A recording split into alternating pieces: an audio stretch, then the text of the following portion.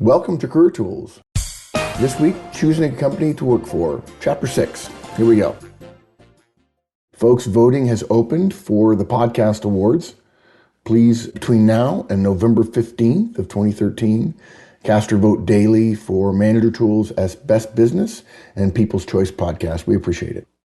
Okay, so we're going to continue our series about talking about how to choose a company to work for. Yep. We've gotten a lot of good feedback from people about the various parts of the series, and they're glad we broke it up into details. We're trying to get down into the weeds. A lot of us, when we're thinking about leaving a company, things are bad and we just want to get out. And unfortunately, that's not good usually because you make bad decisions in a rush. It's better to take some time. And if you're smart, you think about the companies you could work for, and you think about which ones might be better or worse. You develop contacts at the company. You take your time. You dot your I's. You cross your T's. This is a perfect series for high C's. And we've covered compensation and values and industry stability and reputation. And we also want to cover opportunities. So tell us about those. Okay, so we're going to talk about some of the things that people think indicate good opportunities and whether or not those things do actually indicate, if you go to a job in that company, whether that will give you the kind of promotion and the kind of salary increases and all the kind of things that we want to have, in terms of opportunities at our jobs. So some of the common indicators that don't necessarily indicate the kind of opportunities that you might think they do are companies with lots of cash, the place of the product in the marketplace. People get this wrong all the time. Company reports, and our summary for startups, which is slides, ballrooms, and free food. Which is all those things that seem fun, but don't necessarily mean opportunities.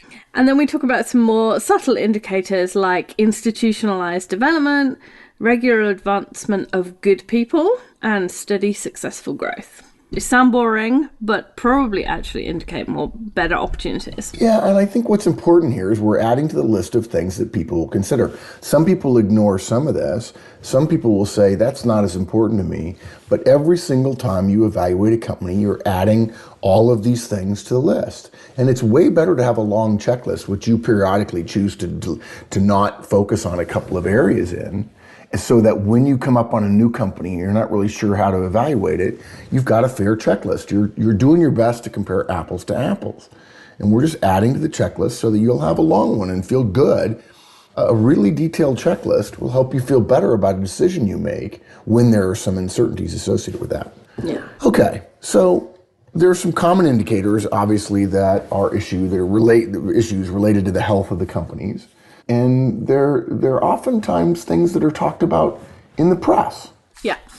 So they're kind of information that's freely available and that people have, often the opinion pages have information on.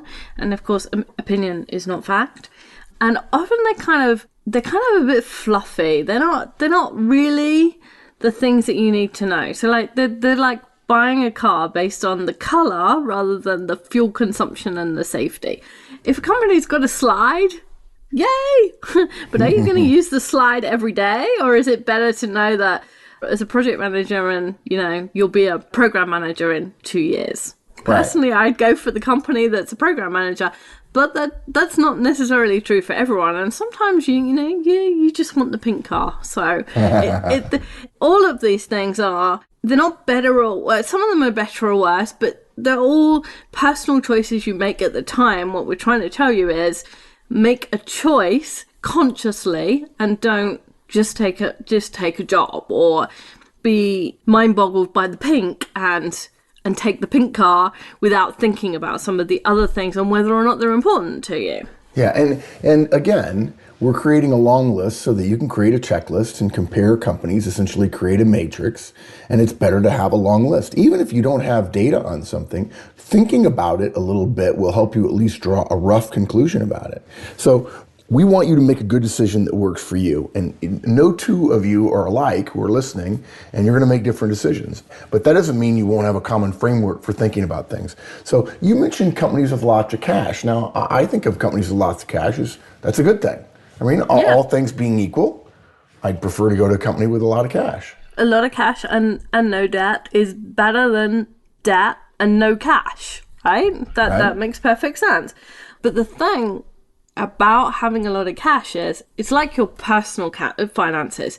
If you have a lot of cash in your checking account and no investments, and a good investment consultant would tell you to go invest some of that cash. Sure, you need some short-term cash, some available cash, but it's not doing a lot for you in your checking account. You should invest it in whatever, risk profile you want to invest it. And that's what companies ought to be doing too. They shouldn't be sitting on piles of cash, because the point of a company is not to create cash, it's to multiply money. And in order to do that, they need to invest, whether that's in capital, in equipment, in people, in buying other companies. That they should be turning over that cash in order to create a bigger company. That's the point of a company, right? I do think the popular business press, including the Wall Street Journal, has put a focus on cash in the last 10 years or so, in part because there are companies that are popular, that deliver consumer products, Apple being the most common of them, that have created that have a lot of cash. And it is something that can be counted. We can talk about Apple, and it's a large number. What most people don't realize is you're basically saying is most companies don't have that much cash because they have investment opportunities. They're taking that cash and spending on stuff. Having a lot of cash simply means the company doesn't believe it has a way to invest that money at a rate that will bring it back more return than what they're presently doing. So you could argue that it's Apple or some other company with a lot of cash doesn't have enough ideas to spend their money on right now. Or, and I think in deference to some companies who have a lot of cash, they would say, even if we did spend it on it, we don't have the resources to scale up fast enough in terms of the number of people to take advantage of that good idea. And 30 years ago, nobody was talking about companies with tons of cash, partially because the market was good and there was plenty of opportunities.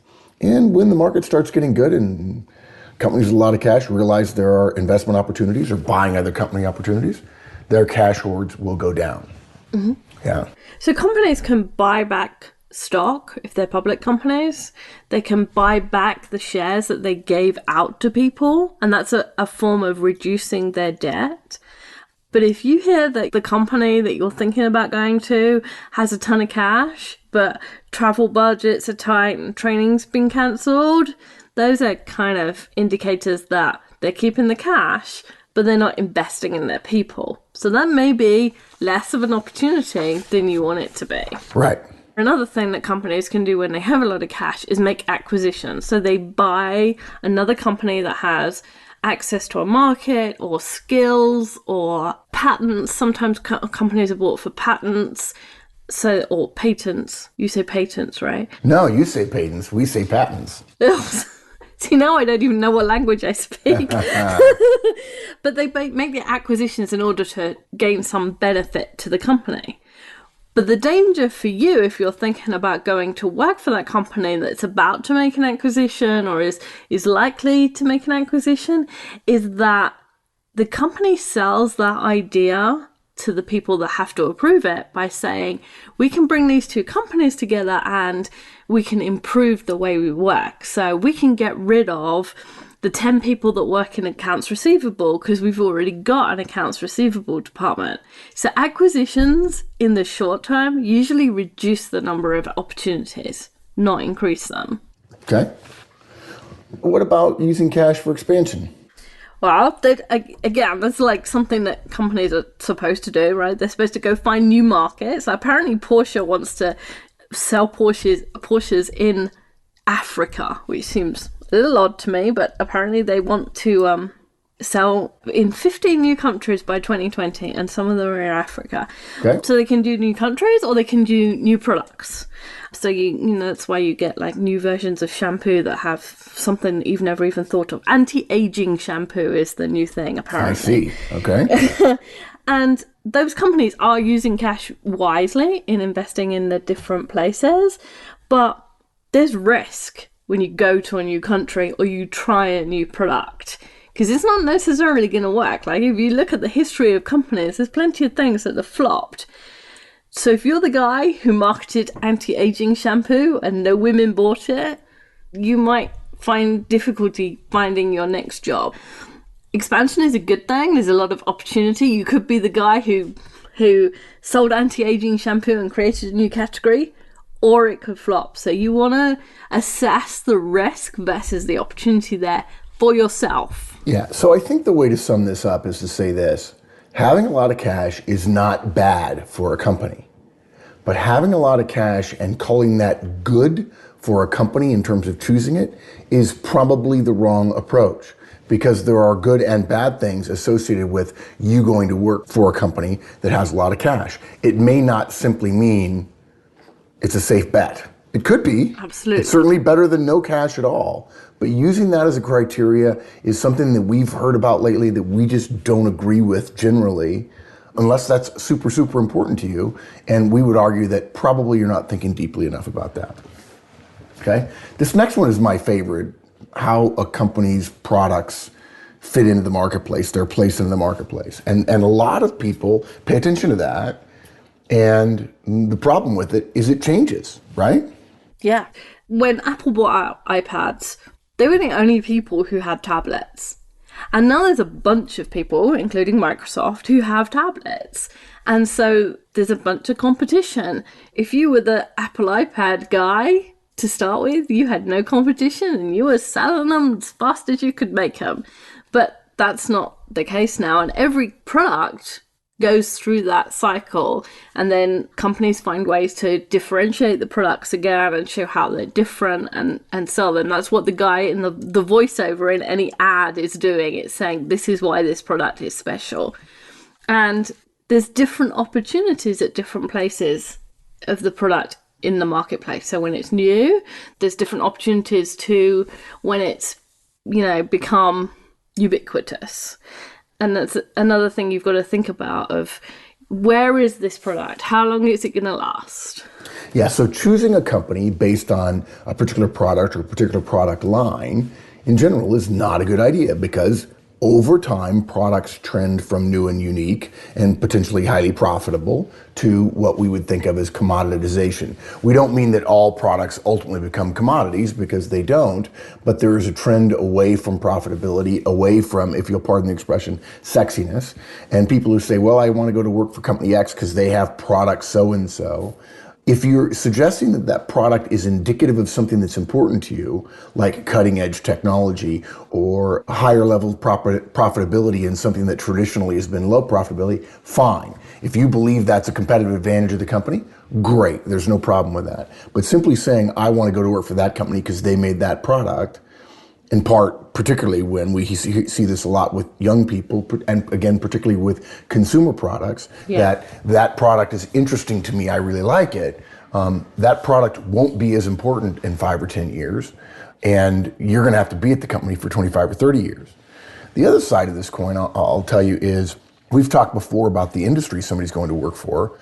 And it had nothing to do with products, but at least in a specific way. But my good friend, John Hoffman, who ended up being the chief operating officer at Applied Materials, when he got out of the Army in, I think it was 1989, he said, John had terrible grades at the Academy and was one of the best officers I've ever met in my entire career, probably one of the 4 or 5 best leaders I've ever known. When John got out of the Army, with my help, when he interviewed with Applied Materials, he says, how could I go wrong with Applied Materials? They're in the chip manufacturing business. How is that not going to be a great industry for the next 30 years? Now, he didn't have opportunities at Applied Materials competitors, and he wasn't going to work there for the product, but he was going to work there for the industry. And he saw that his career was going to last probably 30 years or so, and he realized that industry was going to be good for the next 30 years. So we're not suggesting that you're not thinking about the product, you're not thinking about the company, you're not thinking about the industry, but paying attention to what a particular product is doing in the marketplace at that time is probably an evanescent thing. It's ephemeral, it's going to go away, and you're going to be left at the company. Now, there are some people who would say, well, you go from great product to great product to great product. That's true. You can do that. It's much more true today that you can have a career by going to 5, 6, 7, 8, 9, 10 companies than, say, 30 or 40 years ago when people stayed at the same company. That is a much harder lift for most people. And it's far better to make decisions that will take you 5, 10, 15, 20 years into the future and then decide to make a change rather than make a decision that you know darn well you're going to have to revisit in a year or two.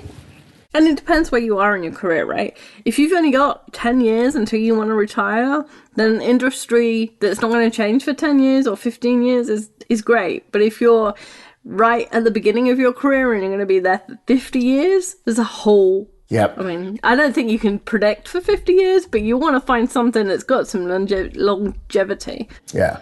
Okay, the next one you said, a mistake that people make is focusing too much on company reports. Yeah. So every public company that is one with stocks that's reported on one of the stock exchanges has to issue reports to their shareholders which tell them how the company is managing their money. Every shareholder is effectively given the company a few dollars, and the company then has to report on what it's doing with all of those dollars. And they have to be truthful because they're audited, but they also are a kind of sales document. So they're persuasive as well as truthful. And, just because nobody, the last 15 years, we've discovered that companies can be publicly reporting and all sorts of things are happening behind closed doors that are either it's not necessary to report them, or somebody is not found the problem, or nobody's shouting fire, so everyone assumes there is no fire. So what we're saying is, don't just take the company report at face value and think, okay, they say there's 100 opportunities there, I'm going to go work there. Broader reading, broader information will help you make a better decision than one source, which is a sales document, and therefore not necessarily giving you all of the picture. In fact, my general rule is so few people read company reports on such a regular basis. The vast majority of people who take up one in order to read it to learn about a company they may go to work for don't know what they're reading and think that the number may in fact be good when they have no comparison.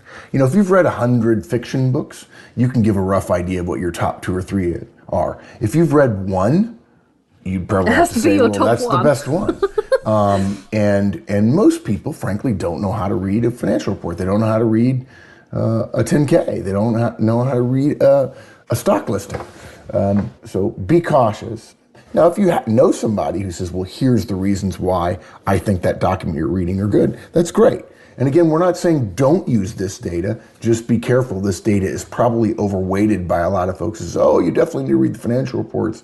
And they tell people to do that, and that person's never read a financial report and really doesn't know what they're looking at. Thanks, everybody. Another good week with Career Tools. Come back next week.